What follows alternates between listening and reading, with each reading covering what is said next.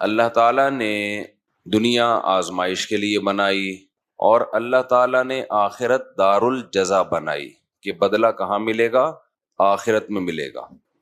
انسان کیا کرتا ہے؟ اس کی یہ خواہش ہے کہ وہ دنیا جو دار الجزا ہے، جہاں رزلٹ اناؤنس ہوگا، اس کو پسے پوش ڈال دیتا ہے، اور وہ دنیا جو دار العمل تھی اس میں مزے اور عیش کی تلاش میں لگ جاتا ہے۔ یہ اتنی بڑی مسٹیک ہے، اتنی بڑی غلطی ہے کہ اس کی نقد سزا انسان کو یہ ملتی ہے کہ جس دنیا میں وہ سکون کی تلاش میں، عیش کی تلاش میں آخرت کو بھولتا ہے، اللہ اسے اس دنیا میں بھی سکون نہیں دیتے، نہ یہاں کا رہا اور نہ وہاں کا رہا۔ کہتے ہیں نا، کوا چلا ہنس کی چال اور اپنی بھی بھول گیا۔ سکون اور اطمینان اللہ نے صرف ان لوگوں کے لیے رکھا ہے جو آخرت کے متلاشی ہیں، جو آخرت میں سکون چاہتے ہیں۔ ان کو غریبی میں دنیا میں بھی مل جاتا ہے۔ یہ غریبی سسٹم صرف ہوٹلوں میں نہیں ہے، یہ اللہ کے ہاں بھی ہے غریبی سسٹم۔ اب دو طرح کے لوگ ہیں دنیا میں۔ زیادہ تر تو وہ لوگ ہیں جو یہ سمجھتے ہیں کہ ہم نے اپنی منمانی زندگی گزاری تو اس سے ہماری طبیعتوں میں سکون پیدا ہوگا، ڈپریشن ختم ہوگی، ہماری زندگی مزے کی گزرے گی۔ یہ بہت بڑی مسٹیک ہوتی ہے انسان سے، بہت بڑی بھول ہوتی ہے۔ انسان کی زندگی اور جانوروں کی زندگی میں فرق ہے۔ انسان بہت ذہین ہے، جانور ذہین نہیں ہے۔ ہم اپنی زندگی کو قیاس کرتے ہیں جانوروں کی زندگی پر۔ آپ نے گائے پالی، بکری پالی، کوئی بھی جانور پالا، بلی پالی، لوگ کتے بھی پال رہے ہیں، تو ہر وقت اس کی ہر ضرورت پوری کریں گے وہ خوش رہے گا، اس کی خواہش پوری کریں گے وہ خوش رہے گا۔ جب اس کی خواہش پوری نہیں کریں گے، ضرورت پوری نہیں کریں گے، وہ آئے گا ٹینشن میں۔ یہاں سے انسان یہ سمجھتا ہے کہ چونکہ میں نے گھر میں بلی پالی ہے، اسے ٹائم پہ کھانا نہ ملے، اسے یہ نہ ملے، اسے وہ نہ ملے، تو وہ پریشان ہو جاتی ہے۔ تو مجھے بھی ساری چیزیں چاہیے دنیا، مجھے بھی کیا چاہیے، اس لیے میں بھی پریشان نہیں ہوں گا جب ساری چیزیں مل جائیں گی۔ اسے یہ نہیں پتا کہ سکون کا تعلق، بہت زیادہ تعلق انسان کی نفسیات سے ہے، اور جانور کی نفسیات میں اور انسان کی نفسیات میں زمین اور آسمان کا فرق ہے۔ دونوں کی جو فزیکل ایک اسٹرکچر ہے نا، اس میں فرق نہیں ہے۔ فزیکل اسٹرکچر تو جانور، انسان کا، بلی کی بھی دو آنکھیں ہوتی ہیں، انسان کی بھی دو آنکھیں ہوتی ہیں۔ آنکھ کے دیکھنے کا پروسیس انسان کا بھی وہی ہے جو کتے اور بول رہے بلی کا۔ سننے کا، سونگنے کا، کھانے کا، وہ سارا سیم پروسیس ہے۔ کوئی ڈاکٹر کہے گا نہیں سیم نہیں ہے، بھائی سیم کا مطلب یہ ہے کہ کھاتے تو وہ بھی ہے نا، ہم بھی کھاتے ہیں، تھوڑا آنتوں کا سیٹنگ کا فرق ہوگا، لیکن اس فرق کی وجہ سے جو ریزلٹ ہے اس میں تو کوئی فرق نہیں آ رہا نا۔ تو اصل جو انسان اور جانوروں کا فرق ہے نا، وہ ہے نفسیات کا، وہ ہے دماغ کا۔ کتنا آپ لوگ کے لیے میں نے آسان کر دیا لیکچر کے، دماغ بولتا ہوں تو دماغ کی طرف اشارہ بھی کر رہا ہوتا ہوں تاکہ کنفیوز نہ ہوں۔ اب ایسا نہ ہو کہ دماغ بول رہا ہوں تو شاید اس سے گھٹنا مراد ہے۔ تو فرق کس کا ہے؟ نفسیات کا۔ انسان بے انتہا ذہین ہے، اسے خوش رکھنے کے وہ فارمولے نہیں ہیں جو جانوروں کو خوش رکھنے کے ہیں۔ جانور کی جب خواہش پوری ہو جاتی ہے تو وہ خواہش مزید خواہشات جنم نہیں دیتی۔ انسان عادی ہو جاتا ہے، جس لائف اسٹائل میں کچھ دن گزارے گا اس کا تھوڑے دنوں میں عادی۔ اب اس کو سکون اور مزے کے لیے اس سے اوپر کی چیز چاہیے، اس چیز میں اس کو سکون بولو نہیں ملے گا، اب اوپر کی چیز چاہیے۔ لہذا دو طرح کے لوگ ہیں، کچھ کیا کرتے ہیں بھائی، سکون اطمینان کے لیے وہ اپنی خواہشات کو پورا کرنے میں لگ جاتے ہیں، ان سے ٹینشن برداشت نہیں ہوتی۔ یہ بھی کر لو، یہ بھی کر لو، جو دل چاہے کھا لو، جیسا چاہے جہاں چاہے رہ لو، وہ اپنی خواہشات کو محدود نہیں کرتے۔ لیکن اللہ اور اس کے رسول صلی اللہ علیہ وسلم نے جو سکون کا طریقہ بتایا، وہ خواہشات کو پورا کرنا نہیں ہے بلکہ خواہشات کو کنٹرول کرنا ہے۔ خواہشات کو کیا کرنا ہے؟ کنٹرول کرنا ہے۔ اگر آپ نے کنٹرول کرنا شروع کر دیا خواہشات کو، اچھا اب اس میں بھی دو طرح کے لوگ ہیں جو خواہشات کو کنٹرول کرنے والے ہیں۔ کچھ ایسے ہیں جو کہتے ہیں کہ اپنی کوئی خواہش ہی پوری نہ کرو، بعض مذہبوں نے ایسا کیا نا کہ خواہشات، کوئی بھی خواہش پوری نہ ہو، بس اوٹ پٹانگ زندگی گزارو آپ. اسلام نے کیا کیا بھائی؟ اعتدال بتایا. کچھ خواہشات پوری کرنی ہے، کچھ خواہشات آخرت کے لیے چھوڑ دینی ہے، اور کچھ خواہشات آپشنل ہیں، پوری کرو ٹھیک ہے، نہیں کرو گے تو ثواب ملے گا. آپ کا دل چاہتا ہے میں ہمیشہ کھاتا پیتا رہوں، اللہ کہتے ہیں نہیں، روزے زیادہ سے زیادہ رکھو تو اللہ تعالیٰ خوش ہوگا. رمضان کے روزے تو فرض ہیں، اس کے علاوہ بھی اللہ نے کہا کہ جتنے رکھنا چاہو رکھ سکتے ہو.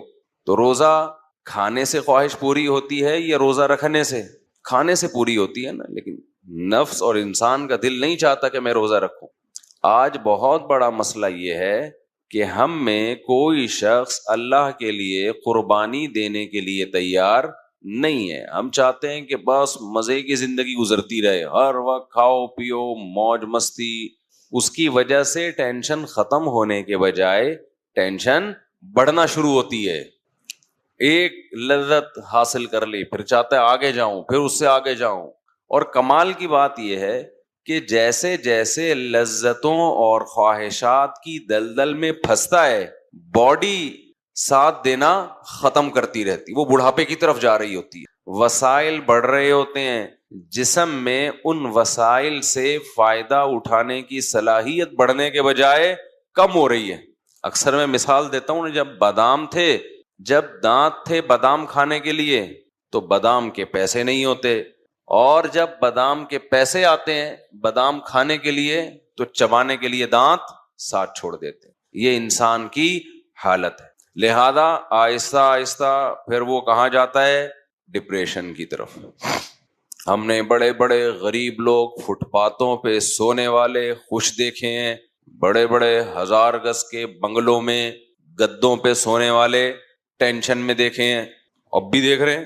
تو یاد رکھیں، یہ جو دین ہے، یہ جو مذہب ہے، صرف ہماری آخرت کی ضرورت نہیں ہے، یہ ہماری دنیا کی بھی ضرورت ہے. ابھی کچھ باؤنڈری کھینچ لیں، اپنے آپ کو باؤنڈ کر لیں اس باؤنڈری کے اندر کہ میں اس باؤنڈری کو کراس کرنے کی کوشش نہیں کروں گا، تو اللہ دنیا میں بھی سکون دے گا اور آخرت میں بھی اللہ سکون دے گا.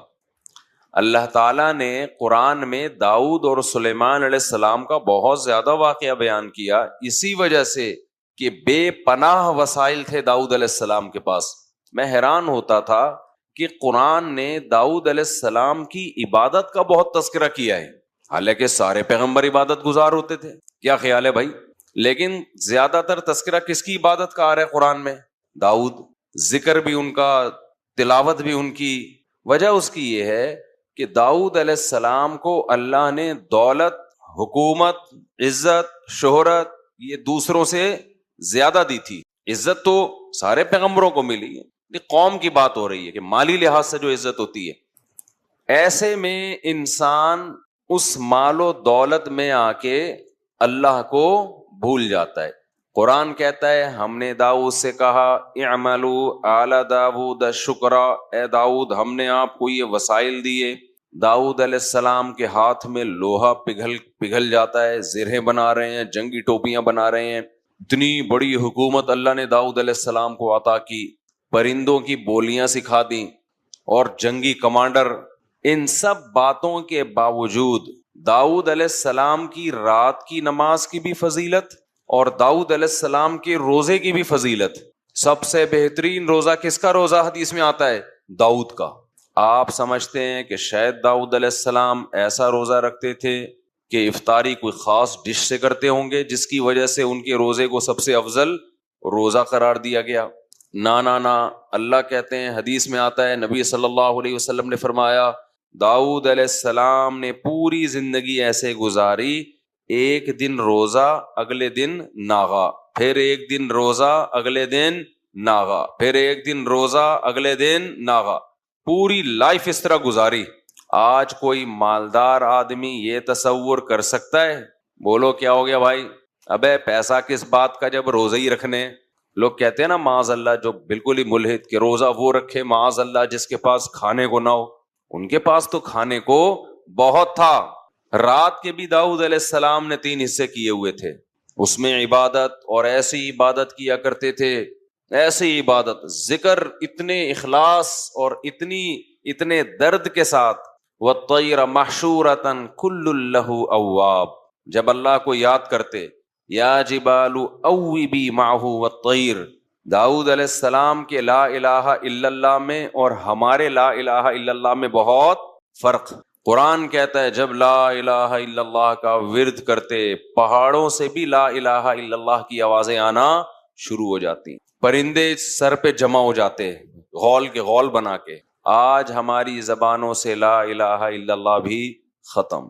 ذکر ونس اپون اے ٹائم بزرگوں کے ہاتھ میں تسبیحات نظر آیا کرتی تھیں، اب وہ تسبیح بھی ہمارے کلچر سے بول لو نا شارٹ۔ خواتین کے سروں سے دوپٹہ شارٹ ہوا، پہلے سروں سے شارٹ ہوا، پھر مارکیٹ سے کیا ہو گیا شارٹ۔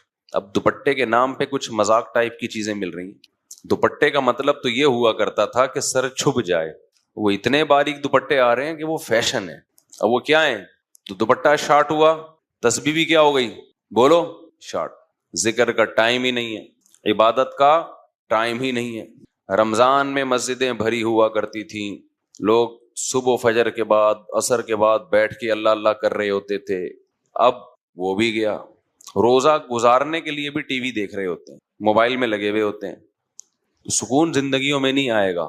تو قرآن کیا کہتا ہے کہ داؤد علیہ السلام، لحن داؤد مشہور ہے، بہت خوبصورت اللہ نے داؤد علیہ السلام کو آواز دی، اور داؤد علیہ السلام کا ایک معجزہ یہ بھی، وہ فصل الخطاب، اسپیکنگ پاور، بولنے کا بہترین ملکہ اللہ نے داؤد علیہ السلام کو، جب تقریر کرتے لوگوں کے دل لرز جاتے تھے۔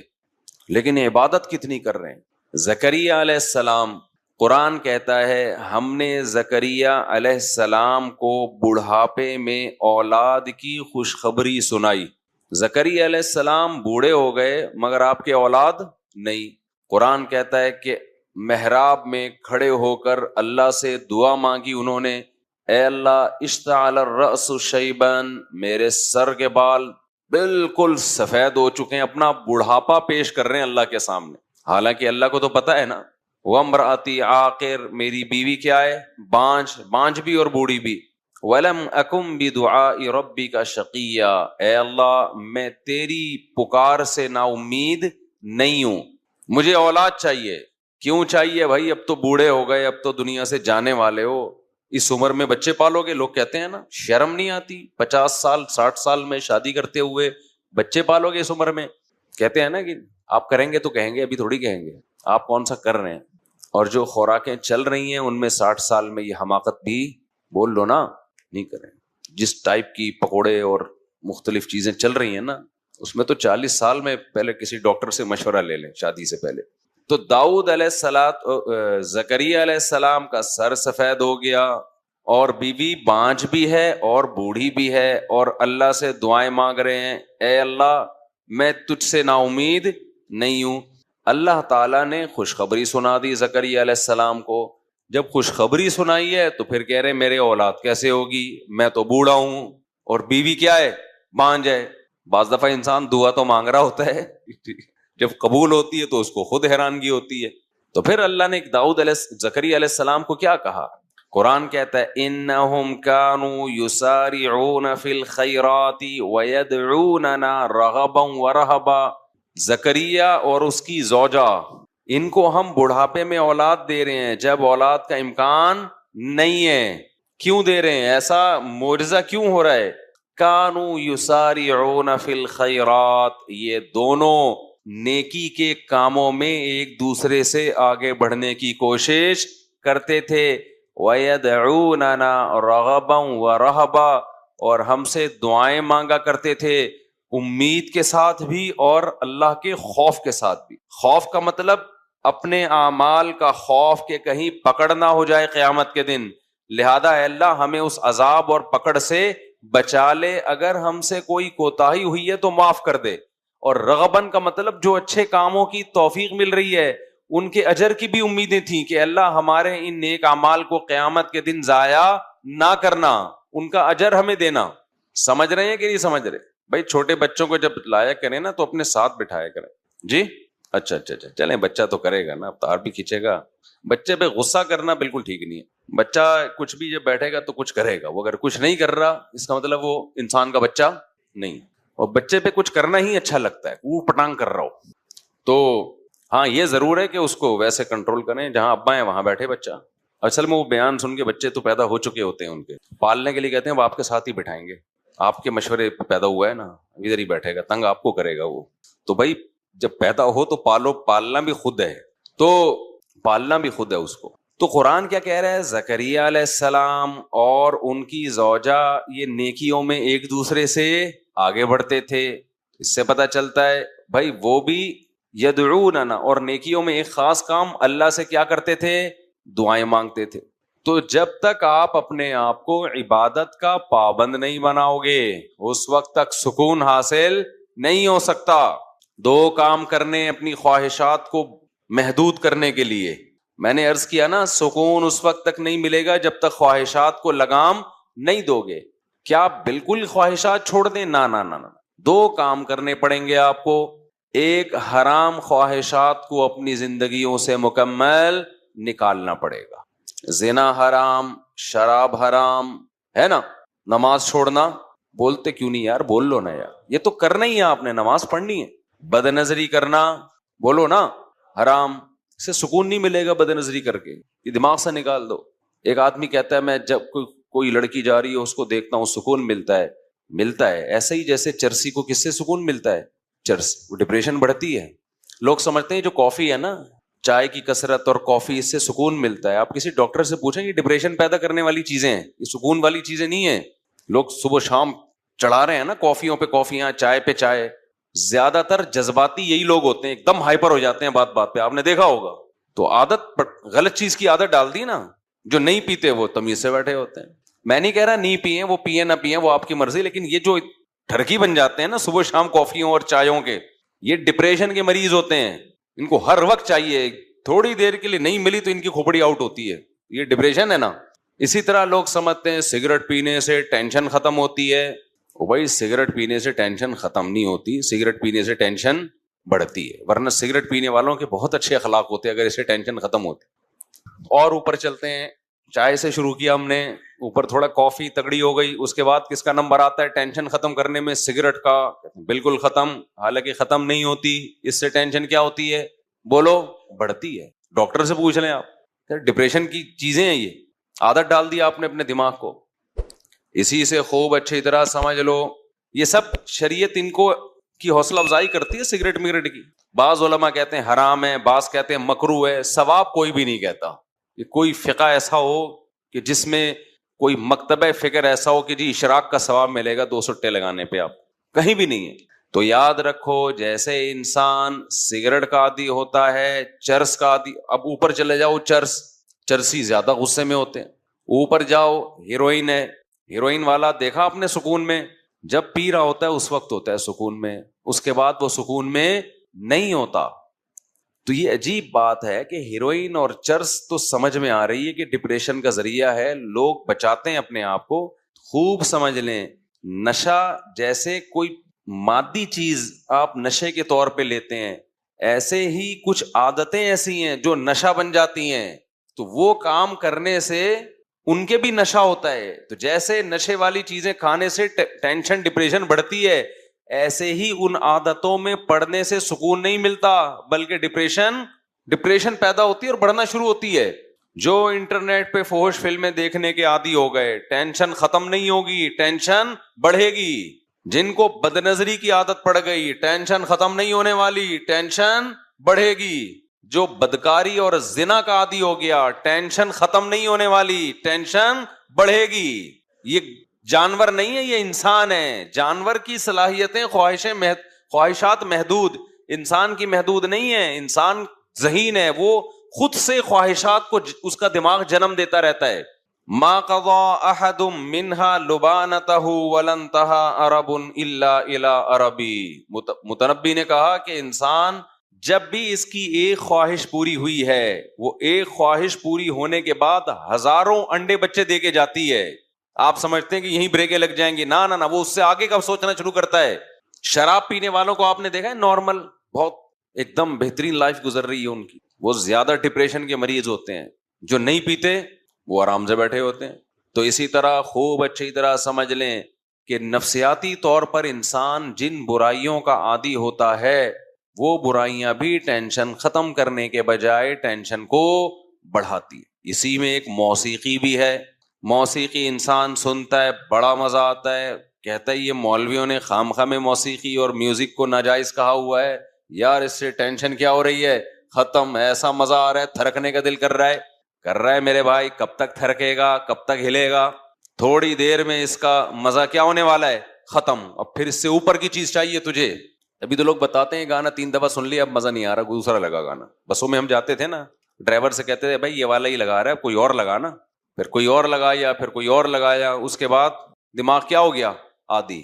اب اس کو ٹینشن ختم کرنے کے لیے پھر میوزک چاہیے. یہ جو نائٹ کلبوں میں جانے والے, میوزیکل شو میں جانے والے, ان کو ٹھڑک ہو جاتی ہے, نہیں جائیں ان کا دماغ خراب ہونا شروع ہوتا ہے. بھائی اپنے آپ کو روک لیتے یار اس برائی سے, ویسے ہی سکون دے دیتا اللہ تعالیٰ. ایک بات میں بتاؤں, یہ جو دنیا دار لوگ ہیں مولویوں کی لائف بورنگ ہوتی ہے, بورنگ. یہ آپ کو لگتی ہے, ہوتی نہیں ہے. خدا کی قسم جتنی مزے کی زندگی مولانا ٹائپ کے لوگ گزارتے ہیں نا, آپ تصور نہیں کر سکتے. میں ایک چھوٹی سی مثال سے بات سمجھاتا ہوں. وہ کئی دفعہ یہ واقعہ سنایا. پنجاب میں ہمارے کوئی ریلیٹو تھے, انہوں نے یورپ میں کسی انگریز کو اپنی شادی کی تقریب دکھائی. اس میں دکھایا کہ وہ لوگ ناچ رہے ہیں شادی میں نا, بھنگڑے ڈلتے ہیں نا شادیوں میں. تو اس گورے نے کہا کہ یہ سب نے پی بھی ہے. اس نے کہا انسان کا بچہ بنوئے, ہم لوگ مسلمان ہیں, ٹھیک ہے یہ ناچنا بھی غلط ہے, لیکن اب 27ویں رات کو توبہ کر لیں گے یہ, لیکن اتنے نہیں ہے کہ ہم کیا کریں. تو ڈانس ماسک کر رہے ہیں, غلط کر رہے ہیں, لیکن یہ کہ اب شادی میں کر رہے ہیں, لیکن اتنے نہیں ہے کہ ہم پینا شروع کر دیں. کہتے ہیں اس انگریز نے بولا کہ یار یہ اتنا بغیر پیے اتنا خوش کیسے نظر آ رہے ہیں ہمیں, جیسے سب کے چہروں پہ کھلکھلاہٹ, کوئی ادھر کلابازی کھا رہا ہے, کوئی ادھر کھا رہا ہے کلابازی اور ناچ رہا ہے, حالانکہ اس کی ہو بھی نہیں رہی, دوسرے کی شادی میں ناچ رہا ہے. یار انگریز اپنی شادی میں نہیں ناچتے بھائی, کیونکہ ان کو اپنی شادی کی بھی خوشی نہیں ہوتی. اس کی وجہ یہ ہے کہ وہ بالغ ہوتے ہی عادی ہو چکے ہوتے ہیں. وہ کہتے ہیں چلو میوچل انڈرسٹینڈنگ سے بچے بھی ہو گئے, شادی بھی کر لیتے ہیں, اور پھر ان کو کچھ کرنا بھی نہیں ہے نا شادی میں. بچے تمبو لگا رہے ہوتے ہیں ان کے شادی میں, خود تو کچھ کرنا ہی نہیں ہے. ہمارے یہاں دیکھو ابھی ہمارا بھانجا ہے, اس کی شادی ہونے والی ہے, وہی نہیں یہاں پاگل کیا ہوا ہے ہمیں بھی سب کو, جلدی کرو, دماغ کھایا ہوا ہے اس نے. تو پٹنے والا ہے, میں سوچ رہا ہوں پکڑ کے کوڑ دوں کہ میرے بیانات کا لگتا ہے پورا اکیلے کا سارا اثر اس اکیلے پہ ہی آیا ہوا ہے. آرام سے بیٹھ جائے, جب ٹائم ہے دیا ہوا ہے اس پہ کر دیں گے, اور میرے ہاتھ میں تھوڑی ہے. جہاں رشتہ ہوا ہے ان کو جا کے پکڑ بھائی. مجھے کہہ رہا ہے بیان کرو, جلدی شادی پہ بیان کرو. انگریز میں یہ جذبات بولو نہیں ہوتے. پھر جب اس جذبے کے ساتھ شادی ہوتی ہے تو بیوی سے ٹوٹ کے محبت بھی ہوگی کہ نہیں ہوگی؟ اور کیا چاہیے یار, گھر میں بیوی سے عشق جیسی محبت ہو تو سکون آ گیا نا زندگی میں. گوروں کو یہ محبت نہیں ہوتی. اتنی عورتوں کو ٹرائی کر چکے ہوتے ہیں کہ چلو یہ بھی ٹھیک ہے, اور نہ عورت کو ہوتی ہے اپنے میاں سے, وہ کمپیئر کر رہی ہوتی ہے کہ ٹھیک ہے مناسب ہے, باقی زندگی میں بہت مرد آئے ہیں تو یہ بھی ٹھیک اچھا ہے. تو گھروں میں محبتیں نہیں ہیں بھائی. انسان کو سکون کے لیے صرف پیسہ نہیں چاہیے. وہ ہے نا سب کچھ پیسہ نہیں ہوتا, ایک موٹیویشن اسپیکر نے کہا سب کچھ پیسہ نہیں ہوتا, نیچے کسی نے لکھا یہ بتانے کہ یہ 1 لاکھ روپے لیتا ہے. سب کچھ یاد رکھو, اہل اللہ کی صحبت میں ٹائم گزارو, اللہ والوں کی صحبت میں, تمہیں پتہ چلے گا کہ جو وہ زبان سے کہہ رہے ہیں خود بھی ان کا اس پر عمل ہے, پھر موٹیویشن ملتی ہے. صحابہ نے نبی کی صحبت میں وقت گزارا کہ نبی جتنی صدقات و خیرات کی ترغیب دیتے ہیں خود اس سے زیادہ اس پر عمل کرتے ہیں. نبی نے یتیم بچوں کو پالنے کا حکم دیا, ترغیب دی, خود بھی یتیموں کو پالا آپ نے.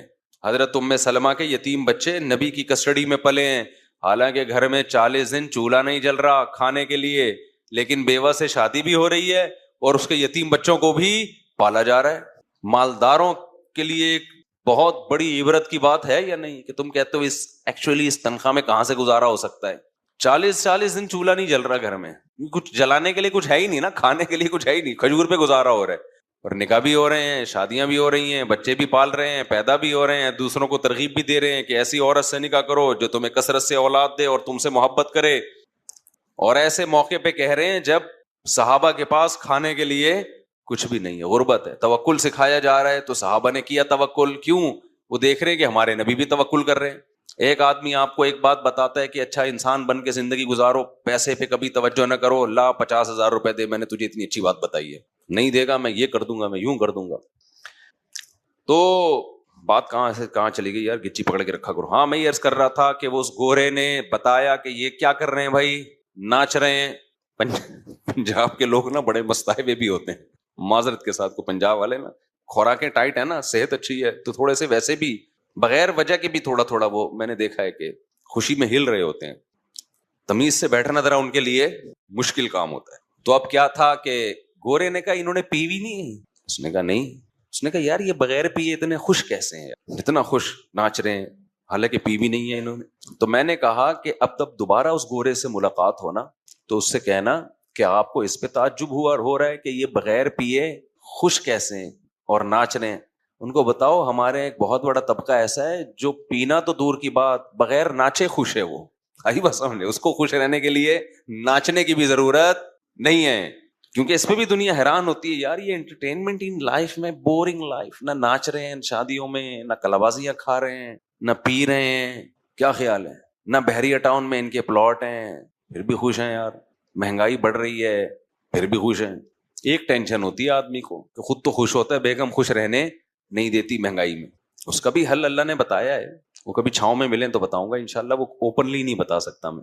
تو ایک ٹینشن وہ ہوتی ہے جو اللہ کی طرف سے ہوتی ہے، وہ غم ہر ایک کو ملتا ہے، مل سکتا ہے، اللہ ہم سب کو بچا کے رکھے. آج کل کی جو پریشانیاں ہیں نا یہ اللہ کی طرف سے نہیں ہیں، یہ انسان نے خود. اب دیکھو جو ہیروئن کا اپنے آپ کو عادی بنا لے اور پھر جب نہ ملے تو ڈپریشن میں جائے، یہ ٹینشن اللہ کی طرف سے یہ اس کی اپنی پیدا کرتا ہے. تو اپنی پیدا کرتا ہے. پھر یہ کہتا ہے یہ پتہ نہیں مولوی لوگ ہیروئن کو حرام کیوں بولتے ہیں، اتنی ضروری ہے، یہ نہ ملے تو جسم ٹوٹنے لگتا ہے. او بھائی یہ مولوی لوگ حرام نہیں بولتے، اللہ نے حرام بولا ہے اس کو، اور اسی وجہ سے بولا ہے کہ یہ حال ہوگا تیرا. تو خوب سمجھ لو یہ جو عیاشی کے راستے ہیں، میوزیکل شو، میوزک، ڈرامے، فلمیں، انٹرٹینمنٹ، یہ وہ انٹرٹینمنٹ ہے جو آپ کی خوشیاں آپ سے چھین لیتی ہے. اکثر گلوکار اور میوزیشین جو ہیں ڈپریشن اور اسٹریس کے مریض ہوتے ہیں، اسٹریس میں ہوتے ہیں، اکثر ڈپریشن کے مریض ہوتے ہیں. اسٹیج پہ ان کی چہروں کی مسکراہٹوں کو مت دیکھا کرو، تکلفات ہیں. آپ سمجھتے ہو کہ جی وہ اتنا مسکرا رہے ہیں اور اتنا نائس ٹو میٹ یو اس ٹائپ کے الفاظ استعمال کر رہے ہیں تو بہت خوش ہیں. او بھائی یہ اسٹیج پہ ہے، خوش کس بات کا خوش ہے؟ سارا دن گانا سنتا رہے گا کیا ہو گیا بھائی؟ جیسے ہیروئن والا خوش تو ہوتا ہے نا جب پی کے آتا ہے تو کتنا اچھا مزہ آ رہا ہے، وہ اپنی خوشی دینے کو تیار نہیں ہوتا، تو کیا سارا دن پیتا رہے گا یہ؟ کہ جمعے کے دن درود شریف پڑھنا عام دنوں سے زیادہ افضل ہے. اسی وجہ سے ہمارے اکابر کا ہمیشہ سے معمول رہا ہے، جو ہم نے دیکھا بھی ہے کہ وہ جمعے کے دن خاص طور پر عصر کی نماز کے بعد درود شریف پڑھنے کا بہت زیادہ اہتمام کرتے ہیں. اور جب وہ عمرے کے لیے یا حج کے لیے جاتے ہیں تو بھی مسجد نبوی میں اکثر وہ میں نے دیکھا ہے اپنے بڑوں کو کہ وہ عصر کی نماز کے بعد نا مسجد نبوی میں صرف درود شریف ہی پڑھتے ہیں بیٹھ کے. ایک تو وہ جگہ ایسی ہے کہ جہاں سید الانبیاء صلی اللہ علیہ وسلم کا روضہ اطہر ہے سامنے، اور پھر وہاں جمعے کا دن بھی ہو تو، اور پھر عصر کی کا وقت جو ہے وہ قبولیت کا وقت ہوتا ہے جمعے کے دن. جیسے کہ حدیث میں آتا ہے نا جمعے کے دن ایک گھڑی ایسی ہوتی ہے جس میں دعا رد نہیں ہوتی. تو جمہور علماء اس طرف گئے ہیں کہ اس سے عصر کا ٹائم مراد ہے، اگرچہ اس میں اختلاف ہے لیکن جمہور اس طرف گئے ہیں کہ عصر کا وقت مراد ہے. تو جمعے کے دن عصر کے وقت درود شریف کا اہتمام کرنا چاہیے. اور ویسے بھی اگر آپ کو عصر کے وقت ٹائم نہیں ملتا تو جمعے کی نماز کے لیے آپ وقت سے بہت پہلے آ جائیں، نہا دھو کے تیار ہو کے اگلی صف میں بیٹھیں، اور خطیب صاحب کا بیان شروع ہونے سے پہلے آپ تحیت المسجد پڑھنے کے بعد درود شریف کی کثرت کیا کریں. تو اس کے بہت زیادہ فضیلت ہے اور ہمیں اللہ نے حکم دیا ہے. اور علماء نے بیان کیا کہ درود شریف کو جو اللہ نے ہم پہ لازم کیا نا، اس میں ایک حکمت یہ بھی ہے کہ سید الانبیاء صلی اللہ علیہ وسلم کی بشریت ہمارے ذہن میں اور اچھی طرح بیٹھ جائے. کیونکہ پچھلی امتیں جو تباہ و برباد ہوئی ہیں وہ اس لیے ہوئی ہیں کہ انہوں نے پیغمبروں کو اتنا اونچا مقام دیا کہ اللہ کے برابر لے آئے. جیسے عیسائیوں نے حضرت عیسیٰ کو اللہ کا بیٹا بنا دیا معاذ اللہ، اور ہمارے یہاں بھی جو بدعتی لوگ ہیں انہوں نے سید الانبیاء کو حاضر ناظر مشکل کشا کیا بنا دیا، تو شرک کرنے لگے. تو درود شریف میں ایک حکمت یہ بھی ہے کہ جب ہم نبی کے لیے دعا کرتے ہیں اللہ تعالیٰ سے کہ اللہ سید الانبیاء پر اپنی خصوصی رحمتیں نازل فرما اور آپ پر سلامتیاں بھیج، تو اس سے ہمیں یہ بھی پتہ چلتا ہے، یہ عقیدہ ہمارے دل میں بیٹھتا ہے کہ محمد صلی اللہ علیہ وسلم بھی اللہ کی رحمت کے محتاج ہے. تبھی تو ہمیں حکم دیا جا رہا ہے کہ ان کے لیے دعا مانگو. ہاں یہاں ایک اشکال ہو سکتا تھا اس کا کہ بھئی اچھا اس کا مطلب نبی ہماری دعا کے محتاج ہیں، تو نہ نبی ہماری دعا کے محتاج نہیں ہے، اللہ کی رحمت کے محتاج ہے. ہم دعا نہیں بھی مانگیں گے تو اللہ اپنے حبیب صلی اللہ علیہ وسلم پر رحمت بھیجے گا، لیکن اللہ نے ہمیں حکم یہ دیا تاکہ ہماری نظر میں یہ عقیدہ اور اچھی طرح مضبوط ہو جائے کہ تم بھی پیغمبر کے لیے اللہ سے دعا مانگا کرو. اس سے پتہ چلتا ہے پیغمبر تمہاری دعا کے محتاج ہوں یا نہ ہو، لیکن اللہ کی رحمت کے بہرحال محتاج ہیں، اور پیغمبر بھی اس لائق ہیں کہ ان کے لیے دعا مانگی جائے. اور یہ اس سے ان کا مرتبہ کم نہیں ہوتا بلکہ مرتبہ بڑھ جاتا ہے، کیونکہ پیغمبر نے ہمیں یہ سکھایا ہے کہ یا ایھا الناس انتم الفقراء الی اللہ، اے لوگو تم سب کے سب اللہ کے در کے محتاج ہو. اور یہ جو میں نے کہا کہ پیغمبر اس لائق ہیں کہ ان کے لیے دعا مانگی جائے، تو اس کا کوئی یہ مطلب نہ لے کہ پیغمبر ہماری دعا کے محتاج ہیں. یہ میں بار بار بتا چکا ہوں، ہماری دعا کے محتاج نہیں ہے، لیکن اللہ تعالیٰ یہ چاہتے ہیں کہ میں پیغمبر پر رحمت بھیجوں لیکن اس میں امتیوں کا حصہ پڑ جائے. حضرت مولانا اشرف علی تھانوی رحمہ اللہ نے اس کی ایک مثال دی ہے کہ جیسے کسی بادشاہ کو اپنے شہزادے سے بہت زیادہ محبت ہے، وہ ویسے ہی اس کو گفٹ دینا چاہتا ہے، اور آپ کو پتہ ہے کہ اس نے یہ گفٹ دینا ہے، لیکن آپ جا کے بادشاہ سے سفارش کر دیتے ہو کہ بھئی ان کو یہ گفٹ دے دو. اس میں آپ کا مقصد یہ ہوتا ہے کہ بادشاہ نے تو کرنا ہی ہے، تو بادشاہ کے دل میں ہمارا مقام بھی بڑھ جائے گا کہ دیکھو جو کام میں چاہتا ہوں تو یہ بھی مجھ سے وہی چاہتا ہے، اور اس سے نبی صلی اللہ علیہ وسلم سے بھی آپ کا تعلق بڑھ جائے گا، اور یعنی جو شہزادہ ہے نا اس سے بھی تعلق بڑھ جائے گا آپ کا. تو جب ہم اللہ سے دعا مانگتے ہیں نبی کے لیے تو ہمارا اللہ کا ریلیشن بھی بڑھتا ہے، اس سے اللہ خوش ہوتا ہے کہ دیکھو میرے حبیب کے لیے یہ بھی مجھ سے کہہ رہے ہیں رحمت بھیجنے کا، اور سید الانبیاء سے بھی ہمارا تعلق بڑھ جائے گا. قیامت کے دن یہ چیز سفارش میں معاون اور مددگار ہو سکتی ہے. ان الذین یؤذون اللہ ورسولہ، بے شک وہ لوگ جو اللہ اس کے رسول کو تکلیف پہنچاتے ہیں. اللہ کو تو ظاہر ہے کوئی تکلیف نہیں پہنچا سکتا، یہاں بھی مجازاً اس کو تکلیف سے تعبیر کیا، اللہ کے حکام کی نافرمانی، اور یعنی اللہ نے اپنے رسول کی تکلیف کو اپنی تکلیف قرار دیا ہے. لعنہم اللہ فی الدنیا والآخرہ، ان پر دنیا اور آخرت میں لعنت ہوتی ہے، کیونکہ منافقین یہی کام کر رہے تھے نا. میں نے بتایا کہ سورت کا حاصل یہی ہے، اس میں اہم مضمون یہی بیان ہوا ہے. وَأَعَدَّ لَهُمْ عَذَابًا مُهِينًا، اور اللہ نے ان کے لیے ذلت والا عذاب تیار کر کے رکھا ہے. وَالَّذِينَ يُؤْذُونَ الْمُؤْمِنِينَ وَالْمُؤْمِنَاتِ، اور وہ لوگ جو مومنین اور مومنات کو تکلیف دیتے ہیں، عام مسلمانوں کو تکلیف دیتے ہیں، بغیر مکتسبوا، بغیر اس کے کہ جو انہوں نے کمایا، یعنی ایسے کاموں کو ان کی طرف منسوب کر کے تکلیف دیتے ہیں جو کام انہوں نے کیے نہیں ہیں، پروپیگنڈا کرتے ہیں، بدگمانیاں پھیلاتے ہیں. تو فقد احتملوا بہتانا، تو تحقیق ان لوگوں نے بہت بڑا بہتان اٹھا لیا. بہتان کہتے ہی بہت بڑے جھوٹ کو ہے. وہ اثما مبینہ، اور کھلا گناہ، کیونکہ تکلیف کا ایک ذریعہ یہ بھی ہے کہ کوئی بھی اچھا کام کر رہے ہو آپ اس کی نیت میں شک کرنا شروع کر دو، تو حالانکہ وہ بری نیت نہیں تھی اس میں منفی پہلو تلاش کرنا شروع کر دو. مجھے کسی نے کل کہا کہ بھئی ایک صاحب ہیں جو دین کی تبلیغ کر رہے ہیں اور یوں بائکوں پہ بیٹھ کے شو مار رہے ہیں. میں نے کہا بھائی یہ ضروری نہیں کہ شو مار رہے ہو، وہ نوجوان طبقے کو اپنے قریب کرنے کے لیے ہو سکتا ہے یہ کر رہے ہو کہ نوجوان طبقہ اسی طرح سے بائکوں کے ذریعے قریب آ جائے گا. تو دل کی حالت تو کسی نے نہیں دیکھی نا، تو ہم فوراً کسی کے عمل کو نیگیٹو کیوں لے کے چلے جاتے ہیں. تو اس میں بہت احتیاط کی ضرورت ہوتی ہے کہ آپ نے کسی کی طرف وہ عمل منسوب کر دیا جو وہ کر نہیں رہا. آپ نے کہہ دیا کہ یہ شو مار رہا ہے، حالانکہ وہ نہیں شو مار رہا. آپ نے کہہ دیا وہ دکھلاوا کر رہا ہے، حالانکہ اس کی نیت دکھلاوا کی نہیں ہے. تو ہماری سوسائٹی میں یہ بہت ہے. تو اللہ نے اس پہ بھی پابندی لگائی کہ جو کسی بھی طرح سے ایمان والے مرد اور عورتوں کو تکلیف دیتے ہیں تو بہت بڑے گناہ کے وہ مرتکب ہوتے ہیں. آج تھوڑا سا میں جمعے کی نماز کے بعد تھوڑی دیر بیٹھ جاؤں گا، تو سوال و جواب جو حضرات کرنا چاہیں، جو جانا چاہیں ان کو چھٹی ہوگی. گن پوائنٹ پہ کوئی نہیں بیٹھے گا انشاءاللہ. لوگ کہتے ہیں مولوی لوگ یرغمال بنا کے رکھتے ہیں، تو جس نے جانا ہے شوق جائیں گے تو زیادہ خوشی ہوگی کیونکہ ہم جلدی فارغ ہو جائیں گے. ٹھیک ہے. لوگ یہ سمجھتے ہیں کہ مولوی لوگوں کو نا اپنے گرد حلقہ لگا کے بٹھانے میں مزہ آتا ہے. تو میری طبیعت لوگوں کو معلوم ہے کہ مجھے پبلک میں مزہ الحمدللہ نہیں آتا. مجھے پبلک سے الرجی ہوتی ہے. ابھی جب ہم پکنک پہ گئے تھے تو اس میں نے لوگوں سے کہا تھا کہ پہلے سے ان جو مجھے لے کر گئے ان کو میں نے کہا پبلک کو پتہ نہ چلے، کیونکہ میں نہیں زیادہ بندے برداشت کر سکتا. 2-4 آدمی اخپل انڈی والان ٹائپ کے لوگ ہوں تو چلے گا، زیادہ مجمع نہیں ہوتا. تو تھوڑا سا مجھے مجمع سے نہیں وہ ہوتا. تو اس لیے آپ حضرات جو ہیں جو بیٹھے نہ چاہیں اچھی بات ہے بیٹھ جائیں، جو جانا چاہیں وہ دعا مانگ کے اخپل طریقے سے دعا مانگ کے جا سکتے ہیں. تو یہ تھوڑا سا ہم نماز کے بعد بیٹھ جائیں گے. باقی یہ مسجد کی انتظامیہ کو شکایت ہے، وہ یہ شکایت ہے کہ جب میں یہاں جمعے میں نہیں ہوتا، سفر پہ ہوتا ہوں، تو لوگ آتے ہیں پوچھتے ہیں مفتی صاحب ہیں؟ تو ٹھیک ہے، نہیں ہے، بائک اسٹارٹ کی، پتلی گلی سے نکل لیے. تو مفتی صاحب نہیں بھی ہوتے تو جو بندہ ہوتا ہے نا یہاں ممبر پہ وہ بھی مسلمان ہی ہوتا ہے جو بیان کے لیے، ٹھیک ہے، کوشش کرتے ہیں وہ بھی عالم ہو، تو اس کو بھی سن لے میں کوئی حرج ہے؟ کیا خیال ہے بھائی؟ نہیں ہے تو سن لیں. تو ہم کوشش تو یہی کرتے ہیں کہ کوئی یہاں تمیز ہی کے لوگ آئیں, ٹھیک ہے نا, علماء ہی آئیں, تو سننے میں کوئی حرج میرا خیال ہے نہیں ہے. تو ایسے بائک اسٹارٹ ہوں کر کے ایک دم بھگا دینا, وہ چڑھاتے ہوئے جا رہے ہوتے ہیں کہ ہم نہیں آ رہے, جاؤ. ٹھیک ہے, تو یہ اچھا نہیں ہے. بیٹھ جائیں, نماز پڑھ لیں اچھے بچوں کی طرح, ٹھیک ہے نا. تو اس کا خیال کیا کریں.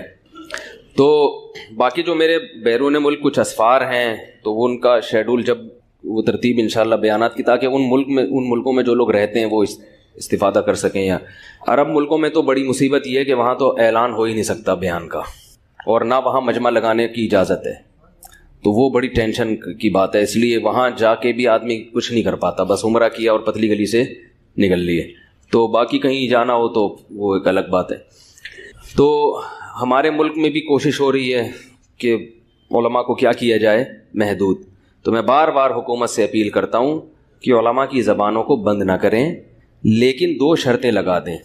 ایک یہ کہ ممبر پہ بیٹھنے کی صرف اسی کو اجازت ہوگی جو باقاعدہ کسی دینی ادارے سے اس نے پراپر طریقے سے علم حاصل کیا ہوگا اور کسی سے ٹریننگ لی ہوگی, تربیت لی ہوگی. ہر کوئی اٹھ کے بیٹھ کر دکان کھولنا شروع کر دے, اس پہ پابندی ہونی چاہیے. اس سے فرقواریت پھیلتی ہے, اور لوگ ایک بات سمجھتے نہیں ہیں کہ فرقواریت پھیلنے کا یہ طریقہ نہیں ہے کہ وہ آپ کو بتائے کہ میں فرقواریت پھیلا رہا ہوں. کیونکہ لوگ مجھے کہتے ہیں کہ فلاں شخص تو کہتا ہے کہ میں فرقواریت کے خلاف ہوں. تو یہ تو ہر آدمی بولے گا. دنیا میں کوئی ایسا پاگل تھوڑی ہے جو یہ کہے گا میں یہاں اس لیے بیٹھا ہوں تاکہ فرقواریت کو فروغ دوں. لیبل سب لوگ اچھا ہی لگاتے ہیں. ہیروئن کی پڑیا بھی جب بکتی ہے نا یورپ میں, تو اس پہ لیبل یہ لگا ہوتا ہے کہ ڈپریشن کی گولی, ٹھیک ہے نا, یہ ڈپریشن دور کرنے کا پاؤڈر. تو لیبل تو سب اچھا ہی لگائیں گے, کوئی بھی برا لیبل لگا کے چیز نہیں بیچے گا. دیکھنا یہ پڑتا ہے کہ اس کے بیانات سے نتیجہ کیا نکل رہا ہے, کہ لوگ علماء وقت کو بے وقوف تو نہیں سمجھنا شروع کر رہے اور سب سے کٹ کے اس کی ذات کے گرد تو نہیں جمع ہو رہے. اس کا مطلب آپ سب سے کاٹ کے, یہ بالکل ایسے ہی ہے جیسے کچھ وقت پہلے جماعت المسلمین نے تمام فرقوں کی نفی کر دی, سب کی نفی کر دی. لوگ بڑے خوش ہوئے, بھائی تمام فرقے ختم. لوگوں کو یہ نہیں پتا کہ ایک نیا فرقہ وجود میں آ رہا ہے. میں سمجھا پا رہا ہوں اپنی بات, کہ ایک نیا فرقہ وجود میں آ رہا ہے. اس وقت ہم لوگوں سے کہتے تھے کہ نیا فرقہ ہے, اچھے نام سے, مسلمین کے نام سے, مسلم کے نام سے. لوگ نہیں مانگ رہے تھے. لیکن جب اس فرقے کے 2 پارٹ بنے ہیں, پارٹ 1 اور پارٹ 2, اور پھر اللہ کے فضل سے پارٹ 3 بھی وجود میں آ گیا, تو لوگوں کو اندازہ ہوا کہ پہلے کم تھے اب زیادہ. اب بھی اسی طرح سے نئے فتنے آ رہے ہیں مارکیٹ میں. وہ کہہ رہے ہیں ہمارا کوئی نام نہیں ہے. تو جماعت المسلمین نے تو اپنا نام رکھ کے فرقہ کی بنیاد رکھی. فرقہ پھیلانے کے لیے, فرقہ کی بنیاد رکھنے کے لیے نام رکھنے کی ضرورت نہیں ہے. دیکھو بچہ اگر پیدا ہو جائے بغیر نام کے بھی تو وہ بھی ہے تو بچہ ہی نا. والدین اگر نام نہ رکھیں تو بھی وہ بچہ ہے. پبلک پھر اپنی سہولت کے لیے خود نام رکھ لیتی ہے. تو زیادہ تر جو اسلام میں فرقے ہیں وہ لوگوں نے نام نہیں رکھے, پبلک نے دوسرے سے ممتاز کرنے کے لیے خود ان کو نام دے دیا اور مارکیٹ میں وہ نام مشہور ہو گیا. تو غامدیت ایک نیا فتنہ, اگرچہ وہ جناب غامدی صاحب 100 دفعہ کہیں میں فرقہ واریت کو نہیں مانتا, لیکن آپ جو فکر قوم کے سامنے لے کر آئے ہیں وہ پوری قوم سے ہٹ کر ہے. کچھ وقت کے بعد جو لوگ آپ کے عقیدے اور نظریے سے اور آپ کے منہج سے متفق ہوں گے ان کو غامدی کہا جانے لگے گا, اور کہا جانے لگا ہے. میں سمجھا پا رہا ہوں اپنی بات. تو حکومت کی ذمہ داری ہے کہ اس قسم کے کوئی بھی تحریک, تنظیم یا فکر جو آپ کو پوری امت سے بغاوت پر اکسا رہی ہے, اس کو فرقہ واریت کہتے ہیں. اس پر میرا ایک مستقل بیان ہے, 8-9 سال پہلے بیان ہوا تھا. اس میں نے بہت ڈیٹیل میں بیان کیا تھا کہ فرقہ واریت کی لعنت ہے کیا اور اس کا سدباب کیسے ہو. آڈیو بیان ہے, وہ ضرور سنیے گا, نیٹ پر موجود ہے, کئی سال پہلے. اس کا نام یاد رہے گا, فرقہ واریت کی لعنت اور اس کا سدباب. فرقہ واریت کہتے کس کو ہیں, ڈیفینیشن کیا ہے, اور اس کو ختم کیسے کرنا ممکن ہے. میں سمجھا پا رہا ہوں اپنی بات, ختم کیسے کرنا, وہ ضرور سنیے گا وہ بیان. تو اس طرح سے تو یعنی گورنمنٹ یہ کام کرے پہلا تو, اور دوسرا کام کیا کرے کہ کوئی باقاعدہ یعنی کس ادارے سے آپ فارغ ہیں, بلکہ حکومت کی یہ ذمہ داری ہے کہ چند بڑے بڑے اداروں کو, چاہے وہ کسی بھی مسلک کے ہوں, دیکھیں مسلک ہر دور میں رہے ہیں. جیسے آپ کسی غیر مسلم کو زبردستی مجبور نہیں کر سکتے کہ وہ مسلمان ہو, ایسے ہی مسلمانوں میں جو مختلف مسلک ہیں ان میں ایک مسلک کو آپ گن پوائنٹ پہ دوسرا مسلک قبول کرنے پر مجبور نہیں کر سکتے. عوام کو ہمیشہ آزاد چھوڑا جاتا ہے بھائی یہ بھی ہیں، یہ بھی ہیں، یہ بھی ہیں، یہ بھی ہیں. آپ کس فقہ کو فالو کرتے ہو، آپ کس مسلک کو فالو کرتے ہو، آپ کو کون اسلام کے زیادہ قریب رکھتا ہے تو آپ اس کو فالو کرو. کیونکہ دلائل کی دنیا دلائل تو کھلے ہوئے ہیں، سب بات کر رہے ہیں. اور تو آپ جب سنیں گے موٹی موٹی بنیادی باتیں تو آپ کو خود اندازہ ہو جائے گا کہ کون صحیح ہے اور کون غلط. میں جو کہتا ہوں نا کہ ہر ایک کی مت سنو، ممکن ہے آپ کہیں کہ میں تو کہتا ہوں کہ ہر ایک کی مت سنو. میں یہ کہتا ہوں کہ جب آپ کو تحقیق کے بعد کسی ایک پر اعتماد ہو گیا، کسی ایک پر اعتماد ہو گیا تو پھر جو باؤنڈری آپ نے اسلام پر آپ کو اعتماد ہو گیا نا تحقیق کے بعد، تو پھر جو اسلام نے باؤنڈری کھینچی ہے تحقیق کے نام پہ، اس باؤنڈری سے باہر جانے کی آپ کو اجازت نہیں ہے. میں سمجھا پا رہا ہوں اپنی بات؟ کیونکہ اسلام نے باؤنڈری کیا کھینچی ہے؟ اجماع امت کے خلاف کوئی بات قبول نہیں ہوگی. اتوار کو میرا اس ٹاپک پر بیان ہوا تو بہت سے لوگوں نے کہا اس میں قرآن و حدیث کی تو مفتی صاحب نے کوئی بات ہی نہیں کی ہے جو میں دلیل دے رہا ہوں. بھائی اجماع امت یہ قرآن و حدیث ہی ہے. کوئی بھی ایسا شخص جو اجماع امت کے خلاف آپ کو لے کر جا رہا ہے وہ کبھی بھی برحق نہیں ہو سکتا. اس کی میں نے مثال دی تھی، جیسے قادیانی کو آپ نہیں سن سکتے کیونکہ ختم نبوت کا عقیدہ یہ امت کا، بولے نا بھائی، اجماعی عقیدہ ہے، اس سے آپ باہر نہیں جا سکتے. یہ قرآن حدیث ہی تو کہہ رہا ہوں کیونکہ اجماع کی حجیت قرآن سے ثابت ہے.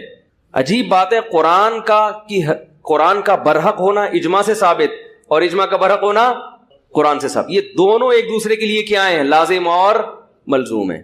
حدیث سے بھی ثابت ہے، نبی صلی اللہ علیہ وسلم نے ارشاد فرمایا لا تجتمع امتی علی ضلالہ، میری امت گمراہی پہ جمع نہیں ہو سکتی.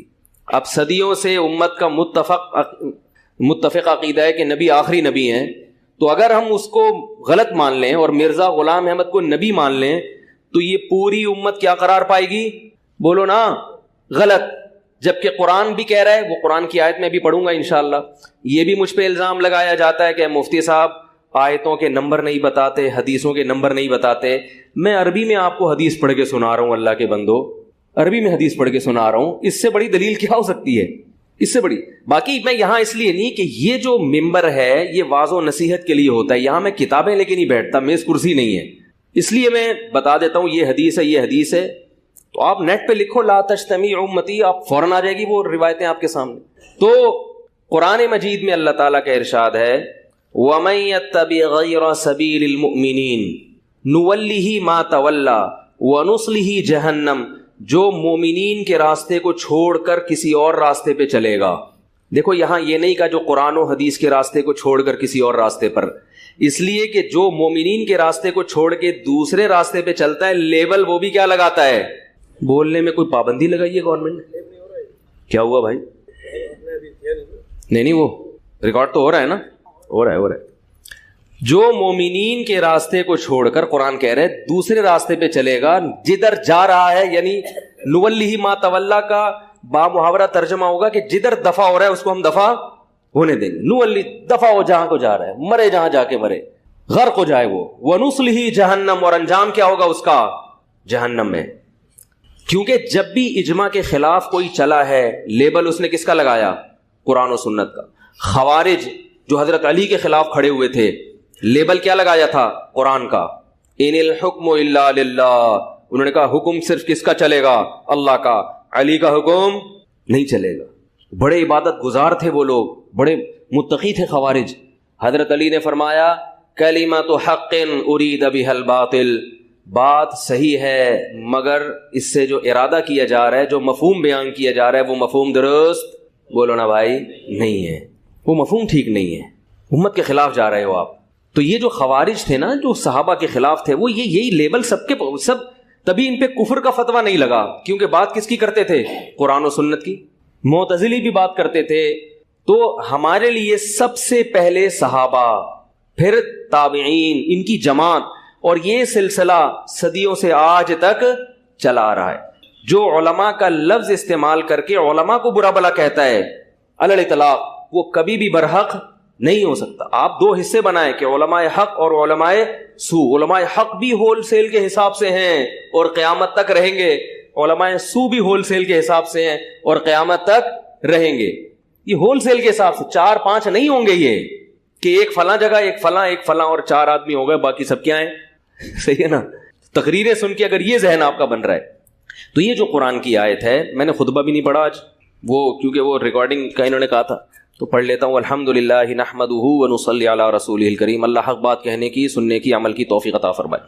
تو میں یہ عرض کر رہا تھا کہ دیکھو قرآن مجید کی آیت ہے کہ جو مومنین کا راستہ چھوڑ کر, اس سے کیا مراد ہے, عامۃ المومنین. بعض لوگ کہتے ہیں اس سے صحابہ مراد ہیں. صحابہ اولین مصداق ضرور ہیں, یعنی سب سے پہلے اس میں صحابہ داخل ہیں, لیکن یہ کہنا کہ اس سے صرف صحابہ مراد ہیں, یہ بالکل, اس سے قیامت تک آنے والے تمام مومنین مراد ہیں. اسی وجہ سے اس آیت سے بڑے بڑے ائمہ نے اجماع کی حجیت پر استدلال کیا کہ ہر دور کا اجماع کیا ہے, حجت. اور اس کی دلیل حدیث ہے, صحیح مسلم کی حدیث, کہ میری امت گمراہی پہ جمع نہیں ہوگی. اس میں یہ نہیں کہا کہ میرے صحابہ گمراہی پہ جمع, نہ صحابہ جمع ہو سکتے ہیں, نہ تابعین, نہ تبع تابعین, نہ ان کے بعد 15ویں صدی کے لوگ, یہ بھی گمراہی پہ جمع نہیں ہو سکتے. جس وقت گمراہی پہ جمع ہوئے 1 سیکنڈ کے لیے بھی اللہ اس دنیا کو باقی, بولو بھائی, نہیں, کیونکہ گائیڈنس کے لیے پھر کوئی گائیڈ رہے گا نہیں. آپ کہیں گے بھی کتابیں تو ہوں گی, کتابیں گائیڈنس کے لیے کافی نہیں ہیں. اگر کتابیں گائیڈنس کے لیے کافی ہوتی تو رسول اللہ صلی اللہ علیہ وسلم کو اللہ قرآن میں یہ نہ کہتا وَيُعَلِّمُهُمُ الْكِتَابَ, نبی کتاب پڑھ کے بھی سنائیں گے اور کتاب سکھائیں گے بھی. پتہ چلا کتاب کے ساتھ ساتھ معلم انسان کی بھی ضرورت ہے. صحابہ قرآن ہم سے بہتر سمجھتے تھے, مگر معلم کے بغیر ان کی سمجھ میں قرآن کے مطابق نہیں آیا. تابعین ہم سے بہتر عربی جانتے تھے, تو جب صحابی کو معلم کے بغیر سمجھ میں نہیں آ رہا تو تابعی کو صحابی کے بغیر سمجھ میں کیسے آئے گا.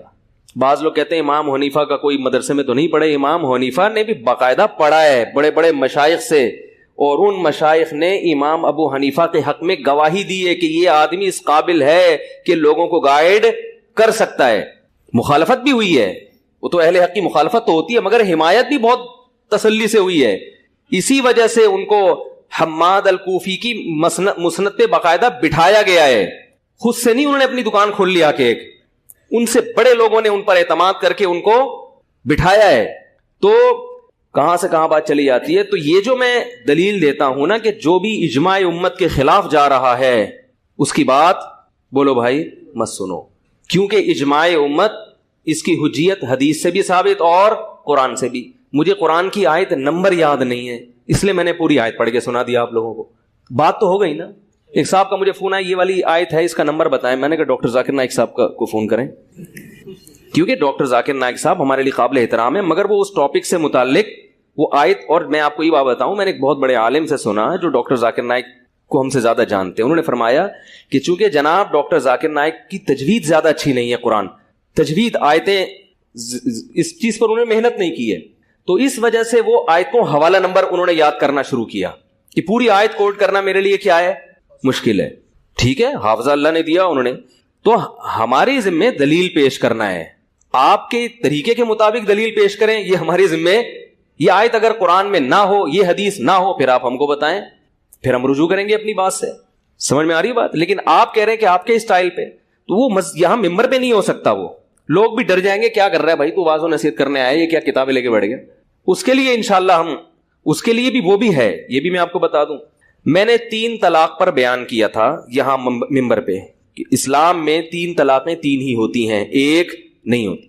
اس پر مجھے بعض لوگوں نے کہا کہ آپ نے حدیثوں کے حوالے بھی نہیں دیے, 1-2 حدیثیں پڑھی, 1-2 آیتیں پڑھی اور گھما دیا بات کو. اور پھر بعض لوگوں نے جہالت کے لفظ سے بھی خطاب کیا کہ یہ جاہلوں کو آتا کچھ بھی نہیں ہے. ماشاءاللہ یوٹیوب پہ آپ کو پتا ہے کہ تمیز تو بہت ہے لوگوں پہ کمنٹس کرنے کی.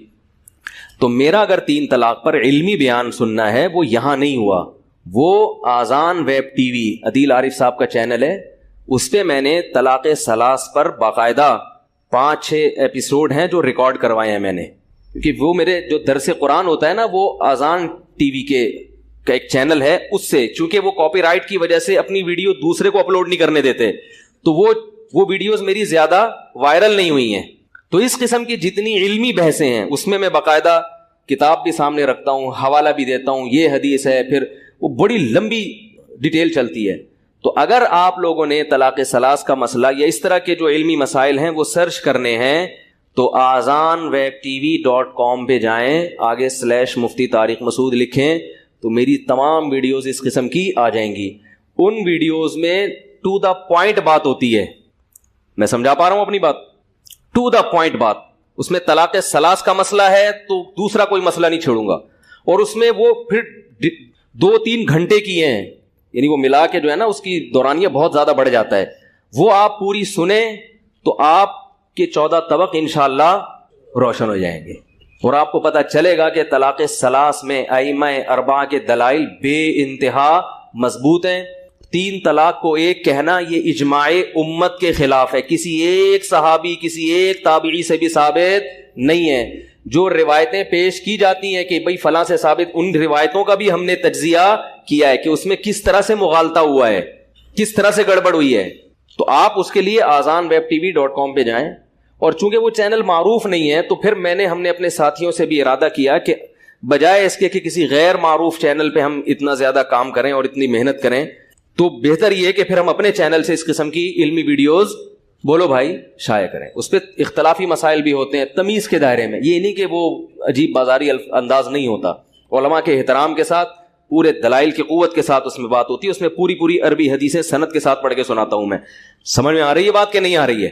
تو لیکن ہم اب کوشش کر رہے ہیں کہ وہ کام بھی ہم یہاں شفٹ کر دیں, اپنے چینل سے جو ہے ہم ڈائریکٹ وہ ساری باتیں, تو اس میں آپ وہاں جا کے وہ ساری چیزیں سرچ کر سکتے ہیں. باقی یہ چونکہ واضح و نصیحت کی مجلس ہے, اس میں دلائل کے صرف اشارے دیتا ہوں. سمجھ میں آ رہی ہے بات؟ زیادہ گہرائی میں نہیں جاتا. اور فتنہ پرست لوگ کیا کرتے ہیں کہ میرا جیسے میں نے ایک بیان میں اتنی بات کہہ دی کہ بھئی اس پہ مولانا اشرف علی تھانوی رحمۃ اللہ علیہ بزرگ تھے, وہ گستاخ نہیں ہو سکتے. اتنے بڑے بزرگ پہ اگر کوئی تہمت لگتی ہے تو آپ کی بھی ذمہ داری ہے کہ آپ جواب دیں, میری بھی ذمہ داری ہے آپ جواب دیں. یہ کلپ اٹھا کے چلا دیا کہ دیکھو ان کے پاس جواب ہی نہیں ہے. جس کلپ میں میں نے تفصیل سے دلائل دیے ہیں وہ مارکیٹ سے شارٹ ہے. یہ ہو رہا ہے ٹھیک ہے. تو اس کا مطلب ہے آپ کا مقصد تحقیق نہیں ہے. کوئی بھی ایسی بات جو آپ کو لگے کمزور ہے, اب لوگ کہتے ہیں پھر مفتی صاحب ایسی کمزور بات آپ کرتے کیوں ہو؟ بھائی واضح و نصیحت کی مجلس ہے, ہر طرح کی بات ہوگی اور بعض دفعہ غلط بات بھی ہو جاتی ہے, اس سے میں رجوع کرتا ہوں. ابھی میں نے کچھ دن پہلے ایک صفائی پر بیان کیا کہ دانتوں کی صفائی کی اسلام میں اہمیت. اس میں مجھے ایسا یاد پڑتا تھا کیونکہ بہت پہلے میں نے روایت پڑھی تھی کہ کلیجی کھانا نبی کو پسند نہیں تھا. اس پہ بہت سے احباب نے حدیثیں بھیجی جن میں تھا کہ نبی صلی اللہ علیہ وسلم نے کلیجی کھائی ہے. ٹھیک ہے, میں رجوع کرتا ہوں اس سے. بھائی میرا کیونکہ بہت عرصہ گزر حدیث کیے ہوئے اس وقت, اور یہ میرا ٹاپک بھی نہیں تھا, ٹاپک کوئی اور تھا. ضمناً ایک بات درمیان میں آ گئی تھی کلیجی کی, تو وہ ثابت ہے نبی صلی اللہ علیہ وسلم سے کلیجی کھانا. لیکن اس سے میرے اصل موضوع پہ کوئی فرق, اصل موضوع یہ تھا کہ نبی نے 24 گھنٹے دانت صاف رکھے ہیں. صبح اٹھنا اور رات کو برش کر کے سونا اچھے بچوں کا تو کام ہو سکتا ہے, اچھے مسلمان کا کام یہ ہے کہ 24 گھنٹے دانت کو کیا رکھے صاف. تو اس کے ضمن میں اس پہ بھی 1-2 لوگوں نے تو تمیز سے کہا کہ مفتی صاحب یہ آپ کا ہم نے بیان سنا, یہ تو حدیث سے ثابت ہے. تمیز اکثر لوگوں نے ایسا بازاری لب و لہجہ اختیار کیا جیسے میں نے پتہ نہیں قادیانیوں کے مسلمان ہونے کا فتویٰ دے دیا ہو ٹھیک ہے. تو کیا ہو گیا بھائی, یہ تو چلتا ہے. تو آپ بتا دیں, میرے علم میں بھی اضافہ ہوا, اچھا ہوا. تو خیر, تو یہ سمجھ میں آ گیا کہ اجماع امت اس کی حجیت کہاں سے ثابت ہے؟ بولو بھائی, قرآن و سنت سے. میں نے ایک بیان یہ بھی کیا تھا کہ خواتین مردوں کی طرح سمٹ کے نماز پڑھیں. ٹھیک ہے نا, خواتین مردوں کی طرح سمٹ کے نماز پڑھیں. اس پہ میں نے کہا تھا کہ بہت سے لوگ کہتے ہیں کہ دلیل سے ثابت کرو, حدیث سے. تو میں نے دلیل یہ دی تھی کہ اس پر پوری امت کا صدیوں سے اجماع ہے. صدیوں تک کوئی ایک فقیہ بھی ہمیں ایسا نہیں ملتا جس نے یہ کہا ہو. ٹھیک ہے نا. لوگ کہہ رہے نہیں حدیث تو نہ ہوئی, حدیث تو بھائی یہ اجماع حدیث سے بڑھ کر ہے, یہ حدیث سے بڑھ کر ہے. بعض لوگوں نے پھر میں نے یہ بھی سوال کیا کہ اگر ہر مسئلے پر آپ کو حدیث ہی چاہیے تو پھر آپ ہمارے سامنے حدیث پیش کریں کہ خواتین صفا اور مروہ کے درمیان چلنے پر کوئی حدیث پیش کریں. حدیث میں تو دوڑنا آتا ہے, جیسے نبی نے یہ فرمایا صلو کما رأیتمونی اصلی, جیسے میں نماز پڑھتا ہوں ایسے پڑھو. تو ایسے ہی حدیث میں یہ بھی تو آتا ہے کہ مناسک حج مجھ سے سیکھو, یعنی جیسے میں کر رہا ہوں ایسے کرو. تو نبی نے تو رمل کیا ہے 3 چکروں میں, سینہ اکڑا کے آپ نے 3 چکروں میں طواف کیا ہے. آپ صلی اللہ علیہ وسلم نے زور سے لبیک کہا ہے. آپ صلی اللہ علیہ وسلم نے صفا مروہ کی صحیح پر دوڑ لگائی ہے. 3 حدیثیں ہمارے پاس ملتی ہیں، لیکن اس کے باوجود پوری امت کا اجماع ہے کہ عورتیں لبیک آہستہ کہیں گی، عورتیں رمل نہیں کریں گی، عورتیں صفا و مروہ میں دوڑیں گی نہیں۔ دلیل کیا ہے؟